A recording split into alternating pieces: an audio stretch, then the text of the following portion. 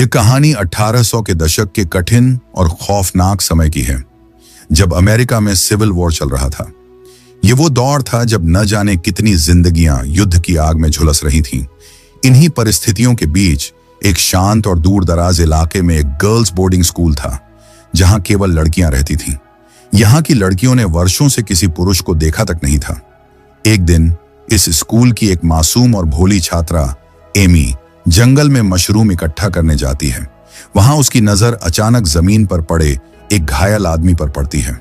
पहले तो वो डर जाती है, लेकिन हिम्मत करके उसके पास जाती है।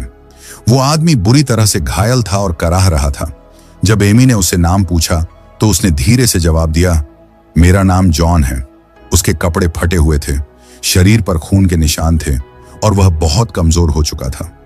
एमी को समझ नहीं आया कि अब क्या किया जाए, लेकिन उसका दिल इंसानियत से भरा था। एमी किसी तरह जॉन को सहारा देकर स्कूल तक ले आती है। स्कूल की हेड मिस्ट्रेस मार्था और बाकी लड़कियां जॉन को देखकर चौंक जाती हैं। एक पुरुष को इतने सालों बाद सामने देखकर सभी की आंखों में डर, जिज्ञासा और कहीं ना कहीं दबी हुई इच्छाएं जाग उठती हैं। मार्था पहले तो जॉन को स्कूल में रखने से हिचकती है, लेकिन एमी के समझाने और इंसानियत के नाते उसे स्कूल में कुछ दिनों तक रहने की अनुमति दे दी जाती है, ताकि उसके घाव ठीक हो सकें। यहीं से शुरू होता है जॉन और 7 जवान सुंदर लड़कियों के बीच की कहानी। जब से जॉन स्कूल में आया था, वहां की लड़कियों के व्यवहार में धीरे धीरे बदलाव आने लगा था। सालों से उन्होंने किसी पुरुष को इतने करीब से नहीं देखा था, और अब अचानक एक जवान, अलग सा आदमी उनके बीच मौजूद था। वही जो अब उनके साथ ही एक ही छत के नीचे रह रहा था। वे लड़कियां छुप छुप कर जॉन को देखने लगीं। कोई खिड़की से झांकती, कोई बहाने से उसके कमरे के पास से गुजरती। जॉन की मौजूदगी ने उनके भीतर जज्बातों का तूफान खड़ा कर दिया था। लेकिन तभी एक दिन मिस मार्था ने कुछ लड़कियों को जॉन के कमरे के पास चुपके से झांकते हुए देख लिया। वो यह सब देखकर गुस्से में आ गईं। उन्होंने लड़कियों को डांटकर वहां से भगा दिया और सख्त हिदायत दी कि कोई भी जॉन के कमरे के पास नहीं जाएगा। मार्था को डर था कि कहीं ये जज्बात नियंत्रण से बाहर ना हो जाएं। उसी दिन दोपहर को स्कूल के बाहर से कुछ यूनियन सोल्जर्स गुजर रहे थे। उनमें से एक सैनिक स्कूल के गेट पर रुका और मिस मार्था से पूछा, क्या सब कुछ ठीक है? कहीं कोई परेशानी या खतरा तो नहीं? मिस मार्था ने मुस्कुराकर जवाब दिया, नहीं, सब कुछ ठीक है, यहां कोई खतरा नहीं है। हालांकि यह सच नहीं था, क्योंकि स्कूल में एक दुश्मन सैनिक जॉन मौजूद था, जिसकी जानकारी उन्होंने छुपा ली थी। उन्होंने सैनिकों को जॉन के बारे में कुछ भी नहीं बताया, बल्कि उल्टा उनसे अपनी सुरक्षा के लिए कुछ गोलियां भी ले ली।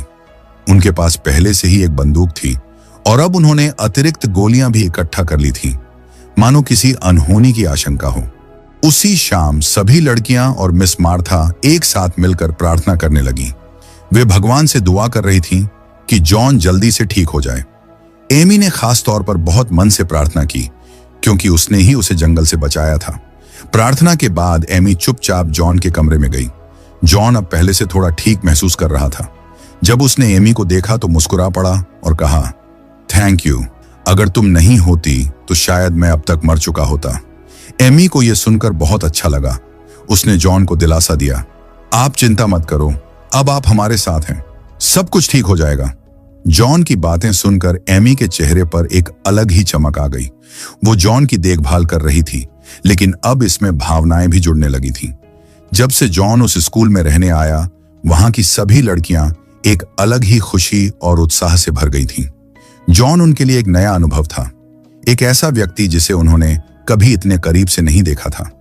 वे सब उसे पसंद करने लगी थीं और हर कोई किसी न किसी बहाने जॉन से जुड़ने की कोशिश कर रहा था। मिस मार्था, जो स्कूल की हेड थीं, उन्होंने भी यह बदलाव महसूस किया। उन्हें साफ दिखने लगा था कि लड़कियां अब सजने संवरने लगी हैं। वे और ज्यादा चुस्त दुरुस्त और चंचल हो गई हैं। जॉन की उपस्थिति ने उनके भीतर एक नई ऊर्जा भर दी थी। अगले दिन मिस मार्था खुद जॉन से मिलने उसके कमरे में पहुंची। जॉन अब पहले से कहीं ज्यादा बेहतर महसूस कर रहा था। उसने मिस मार्था को देखकर मुस्कुराकर कहा, मैडम, मैं आपका बहुत आभारी हूं। आपकी वजह से ही मुझे यहां रहने का मौका मिला और अब मैं पूरी तरह से ठीक हो चुका हूं। हालांकि जॉन की ये बातें बहुत सम्मानजनक थीं, लेकिन मिस मार्था पर इनका कोई खास असर नहीं पड़ा। शायद वो अभी भी जॉन पर पूरी तरह भरोसा नहीं कर पा रही थी, या फिर उसके प्रति लड़कियों का आकर्षण उन्हें चिंता में डाल रहा था। तभी अचानक एलिना नाम की एक छात्रा बिना अनुमति लिए कमरे में घुस आई। वह जॉन से कुछ बात करना चाहती थी, लेकिन मिस मार्था तुरंत सख्त हो गईं। उन्होंने एलिना को डांटते हुए कमरे से बाहर निकाल दिया। मगर एलिना इतनी जल्दी हार मानने वाली नहीं थी। उसने ठान लिया कि वह किसी भी तरह जॉन से मिलने का रास्ता ढूंढेगी, चाहे मिस मार्था कुछ भी कहें। अगले दिन एडविना, जो थोड़ी शांत स्वभाव की लड़की थी, जॉन से मिलने आई। उसने देखा कि जॉन के हाथों और नाखूनों में मिट्टी लगी हुई थी। उसने चौंक कर पूछा, आपके हाथ इतने गंदे क्यों हैं? जॉन ने बहुत भावुक अंदाज में जवाब दिया, जब मेरी तबीयत बेहद खराब थी और मुझे लगा कि मैं मर जाऊंगा, तो मैंने जंगल में खुद के लिए एक गड्ढा खोदा था ताकि खुद को वहीं दफना सकूं। इसी वजह से मेरे हाथों में मिट्टी लगी है। एडविना ये सुनकर हैरान रह गई। जॉन ने आगे कहा, तुम्हारा मुझे यहां मिलना ये मेरी किस्मत थी। तुम सच में बहुत खास हो। जॉन की बातें एडविना को भीतर तक छू गईं और जब जॉन ने जाते जाते उसकी तारीफ करते हुए कहा, मैंने आज तक तुम्हारे जैसी खूबसूरत लड़की नहीं देखी, तो एडविना का चेहरा शर्मीली मुस्कान से भर गया। वो चुपचाप कमरे से निकल गई, लेकिन अंदर ही अंदर बहुत खुश थी। उसी रात जब सारी लड़कियां सो रही थीं, एलिसा चुपके से जॉन के कमरे में घुस गई। उसका दिल अब खुद पर काबू नहीं रख पा रहा था। उसने जॉन को चूमना शुरू कर दिया और जॉन ने भी उसे जवाब में चूमना शुरू कर दिया। यह रिश्ता सहानुभूति तक सीमित नहीं था, अब इसमें शारीरिक आकर्षण खुलकर सामने आने लगा था। थोड़ी देर बाद बाकी सभी लड़कियों को महसूस हुआ कि शायद जॉन अकेलापन महसूस कर रहा होगा, इसलिए वे सब मिलकर उसके कमरे में गईं। उन्होंने वहां मिलकर पियानो बजाया, बातचीत की और जॉन के साथ एक खुशनुमा माहौल बनाया। लेकिन तभी माहौल में एक अजीब सा तनाव आ गया। डोरबेल बजी। मिस मार्था एकदम चौकन्ना हो गईं। उन्होंने लड़कियों से कहा, संभल कर रहो, हो सकता है बाहर कोई दुश्मन सैनिक हो। उन्होंने सबको अलर्ट कर दिया, अगर बाहर कोई खतरा हुआ तो सभी लड़कियां तुरंत पिछले दरवाजे से भाग जाना। डोरबेल बजने के बाद मिस मार्था बहुत सावधानी से दरवाजे की ओर बढ़ी। उन्होंने हल्के से दरवाजा खोला तो देखा कि बाहर उनके अपने देश के सैनिक खड़े थे। ये देखकर मिस मार्था की सांस कुछ हल्की हुई, क्योंकि बाहर दुश्मन नहीं बल्कि अपने लोग थे। उन्होंने सैनिकों को आदरपूर्वक अंदर बुलाया और उन्हें एक अलग कमरे में बैठा दिया। इसके बाद वे सीधा लड़कियों के पास आईं। मिस मार्था ने गंभीर स्वर में लड़कियों से कहा, हमें अब जॉन को सैनिकों के हवाले कर देना चाहिए, यही सही होगा। लेकिन जैसे ही उन्होंने ये कहा, सारी लड़कियां तुरंत इसका विरोध करने लगीं। उनमें से एक ने कहा, मैम, जॉन की टांग अभी भी पूरी तरह ठीक नहीं हुई है। अगर आप उसे सैनिकों को दे देंगी तो वे उसे उसी रात गोली मार देंगे। दूसरी लड़की ने कहा, उसने किसी का क्या बिगाड़ा है, वो तो बस अपना जीवन बचाना चाहता है। लड़कियों की ये भावनात्मक और सच्ची बातें मिस मार्था के दिल तक उतर गईं। उन्होंने थोड़ी देर चुप रहकर सोचा और फिर एक बार फिर लड़कियों की बात मान ली। अब जब सब शांत हो गया, मिस मार्था जॉन के कमरे में गईं। वो चाहती थीं कि जॉन से एक आखिरी बार बिना तनाव के बात करें। उन्होंने मुस्कुराकर पूछा, क्या हम साथ में एक ड्रिंक पी सकते हैं? जॉन खुशी खुशी मान गया। दोनों ने एक दूसरे के साथ ड्रिंक शेयर की। इस दौरान जॉन ने मिस मार्था से अपने दिल की एक सच्चाई शेयर की। मैंने कभी देशभक्ति के नाम पर युद्ध में हिस्सा नहीं लिया मैडम। मैं तो बस पैसों के लिए गया था। मैं एक आम इंसान हूं जिसे बस जीने के लिए कुछ करना था। मिस मार्था उसकी सच्चाई सुनकर थोड़ी देर चुप रही। शायद अब वो जॉन को और भी अच्छे से समझ गई थी। कुछ दिन बाद जब जॉन की हालत थोड़ी और सुधर गई, एमी नाम की लड़की ने उसका सहारा बनकर उसे चलने में मदद की। यह पहली बार था जब जॉन स्कूल से बाहर निकला। जैसे ही उसने स्कूल के गार्डन को देखा तो उसे बहुत दुख हुआ। उसने दुखी स्वर में कहा, यह बागीचा तो बिल्कुल उजड़ गया है। अगर आप चाहें तो मैं इसे ठीक कर सकता हूं। अगले दिन से ही जॉन ने अपनी पूरी ताकत और दिल से बागीचे को ठीक करने में लग गया। वो खुद मिट्टी खोदता, पौधे लगाता और सफाई करता। इसी दौरान एडविना बार बार वहां आती थी और जॉन उसे प्यार भरी नजरों से देखता था। एडविना की आंखों में भी वही भाव थे, एक गहरा पर खामोश प्यार। कुछ दिन बाद जब मिस मार्था ने देखा कि अब जॉन पूरी तरह से ठीक हो चुका है, तो वो गार्डन में उसके पास आई और कहा, जॉन, अब तुम ठीक हो। अगले हफ्ते तुम्हें यहां से जाना होगा। जॉन थोड़ी देर चुप रहा, फिर बोला, अगर आप चाहें तो मैं यहीं रह सकता हूं, एक माली बनकर, हमेशा आपके पास। लेकिन मिस मार्था ने साफ इनकार कर दिया। उनका फैसला अडिग था। अब जब जॉन के जाने की तारीख नजदीक आ गई तो एडविना चुपचाप उसके कमरे में आई। जॉन ने मुस्कुराकर कहा, अच्छा हुआ तुम आई, मैं तुम्हें बहुत मिस कर रहा था। फिर उसने एडविना की आंखों में देखते हुए कहा, मैं तुम्हें पहली नजर में ही प्यार करने लगा था। तुम मेरी रातों की नींद और दिन की तसल्ली बन चुकी हो।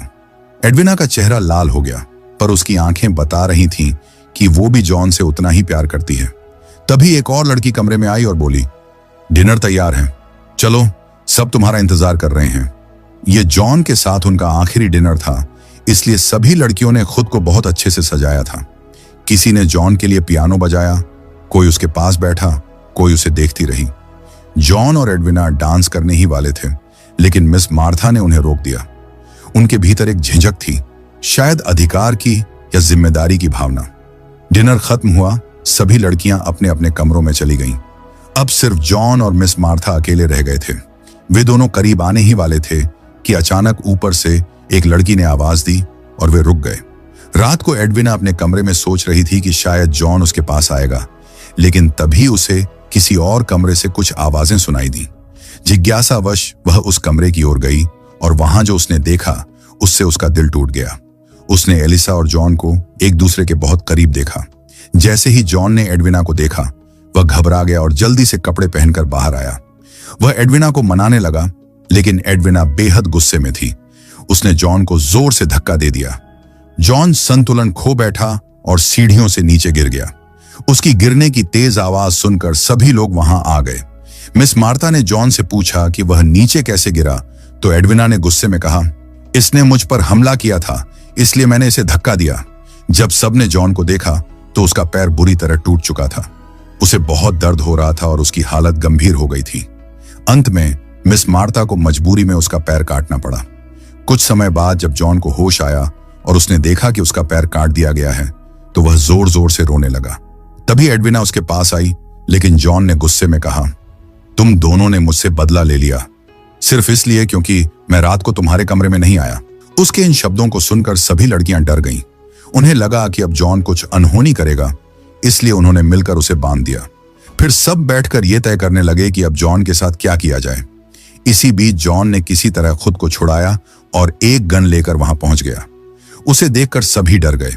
लड़कियां उसे कहने लगीं, हमने तुम्हारी मदद की थी, क्या अब तुम हमें मार दोगे? जॉन गुस्से में चिल्लाया, मैं तब जाऊंगा जब मेरा मन होगा। तभी एमी बोली, प्लीज चिल्लाओ मत, मेरा कछुआ डर रहा है। जॉन ने गुस्से में एमी का कछुआ उठाया और जोर से फेंक दिया। यह देखकर सब स्तब्ध रह गए।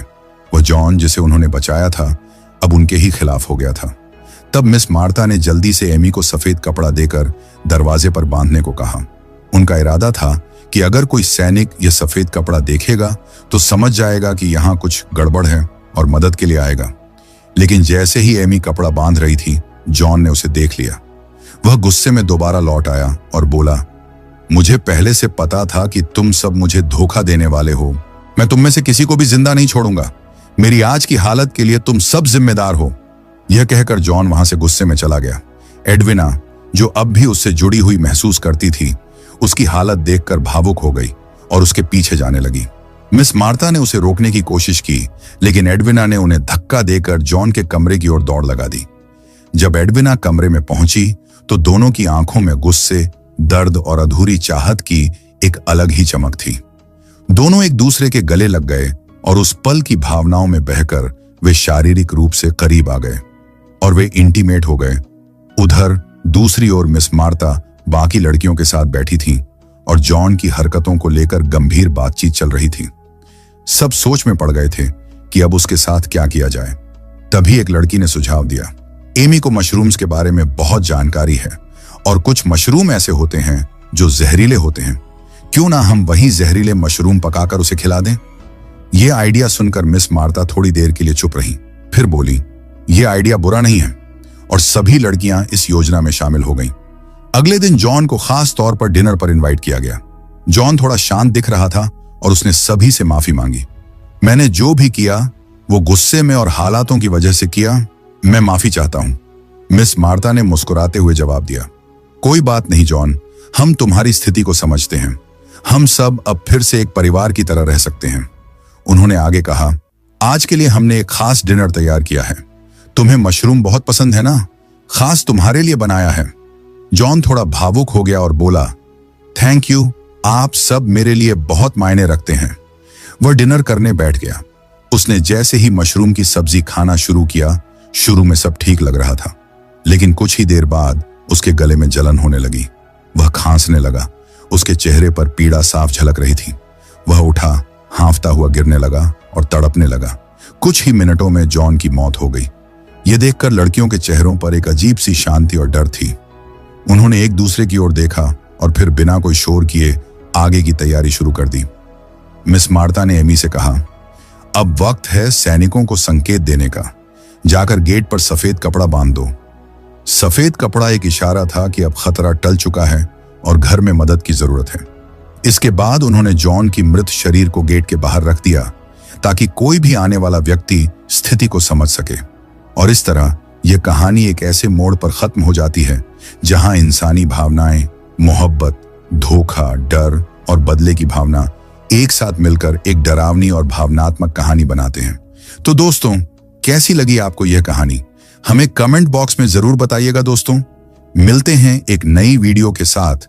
तब तक के लिए अपना ख्याल रखिएगा।